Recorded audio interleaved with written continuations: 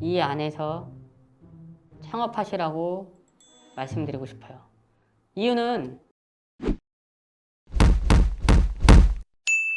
네, 안녕하세요. 자리한 김도서입니다. 오늘은 저희 영상에 댓글을 달아주신 분이 있어요. 정말 감사합니다. 제가 최선을 다해서 이분한테 설명을 드리려고 노력할 거고. 근데 이제 문제는 저희가 이거를 이제 공익적인 부분에서 최대한 설명을 해드리려고 노력을 하고 있는데 100%는 없어요. 100%는 없고 제가 알고 있는 주관적인 정보 내에서 모든 것들을 설명드리기 때문에 디테일하게 더 알고 싶거나 제 주관이 더 들어간 내용을 듣고 싶다고 하면 디테일하게 메일을 보내주시던가 디테일한 내용들을 좀 더 써주시면 그거에 맞는 Q&A 형식으로 제가 답변을 다 드릴게요. 오늘 그 질문을 하시는 분은 간단하게 질문하셨어요. 질문 뭐라고 했는지 한번 읽어주시겠어요? 영등포에서 디저트 카페 창업 예정인데요. 네. 유동 인구도 많고 연령대도 다양한데요. 괜찮을까요?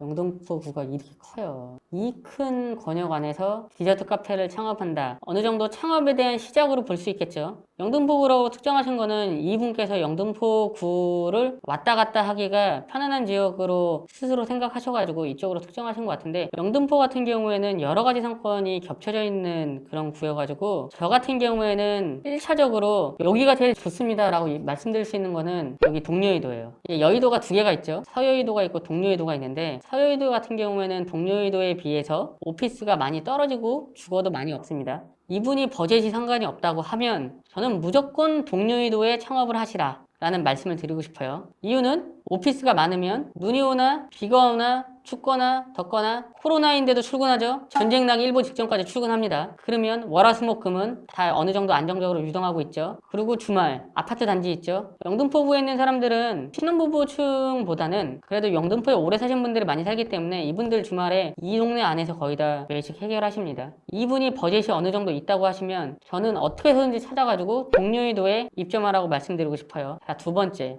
내가 가지고 있는 버젯이 범위가 2억에서 3억 정도의 내외. 근데 이거는 프랜차이즈 본사 비용 플러스 부동산 비용 포함이다. 그렇게 만약에 생각을 하시면 저는 아파트 단지 내 쪽으로 들어가라고 말씀드리고 싶습니다.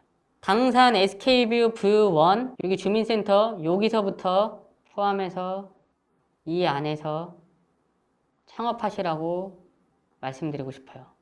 이유는 이 상권 내에는 주거와 오피스가 공존합니다. 주거와 오피스가 공존하는 거는 굉장히 좋은 거예요. 두 가지 상권이 겹친다는 거는 말씀드린 적이 있는 것 같은데, 상권이라는 거는 한 가지 상권을 보고 들어가는 게 아니고 두 가지 상권이 겹친 상권이 들어가야 한 가지가 빠졌을 때 다른 한 가지가 채워주는 역할을 합니다. 이 당산역 주변에 있는 상권은 주거랑 오피스가 같이 있는 상권이기 때문에 평일에는 오피스 상권에서 안정적으로 매출을 유지해주고 주말에는 주거 상권에서 매출을 받쳐주고 있습니다. 동료의도보다는 상권 범위의 밀집도가 좀 낮지만 그래도 그 정도의 버금가는 주거와 오피스가 어느 정도 차 있어요. 그래서 영등포구를 전체적으로 특정해서 말씀하셨는데, 자, 두 가지로 설명드릴 수 있습니다. 첫 번째, 제일 좋은데 우리나라 프랜차이즈 본사, 직영 좀 하는 본사가 제일 좋아하는 데는 자, 동료의도. 근데 여기에 대한 버젯이 떨어졌을 때는 자, 제가 여기 그려준 딱 이만큼. 지금 이 안에서는 베스트입니다.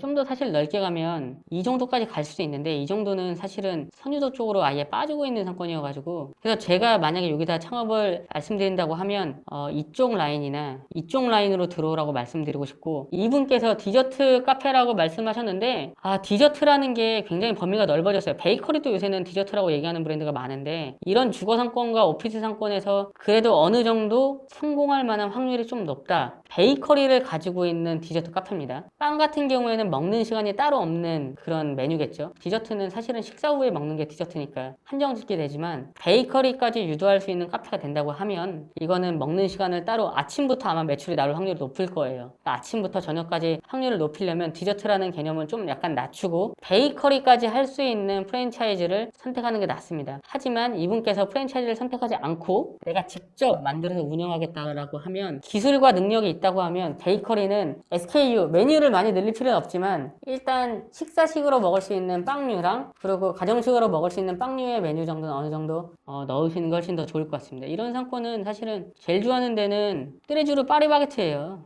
왜냐하면 주거를 끼고 있고 오피스가 있기 때문에. 그러니까 예전에는 뜨레쥬르랑 파리바게트 이런 데서 샌드위치랑 샌드 위주의 메뉴를 많이 안 만들었는데, 그런 거에 대한 소비의 니즈가 생기면서부터 아침에 매출이 나오는구나 라는 거를 프랜차이즈 본사에서 느끼는 거예요. 그래서 이런 상권에 들어갈 때는 프랜차이즈 본사에서도 샌드위치를 좀 늘립니다. 그리고 빵이 호불호가 좀 없는 빵의 SKU를 많이 늘려요. 일예로 소보로빵, 그리고 단팥빵, 그리고 크림빵, 그리고 가장 많이 늘리고 있는 건 식빵입니다. 이런 상권은 프랜차이즈가 좋아하는 상권이에요. 카페라는 거를 특정하기 전에 스펙트럼을 좀 더 넓혀서 창업을 한다고 하면, 디저트라는 거를 한정지어서 뭐 기술이 있다고 하면 할 수도 있겠지만, 우리가 첫 창업이고 좀 더 멀리 보고 많이 봐야 된다고 하면 매출에 대한 방어를 위해서 메뉴를 늘리라는 게 아니고 카테고리를 늘리라는 거예요. 그렇게 해서 창업하는 게 훨씬 더 나을 확률이 높은 것 같습니다. 예전에 제가 다른 회사 다닐 때도 이 상권 내에서 매장을 한 2개 정도 오픈한 적이 있어요. 딜리버리 수요도 굉장히 많고 어느 정도 소비를 많이 하시는 분들이 꽤 많아요. 근데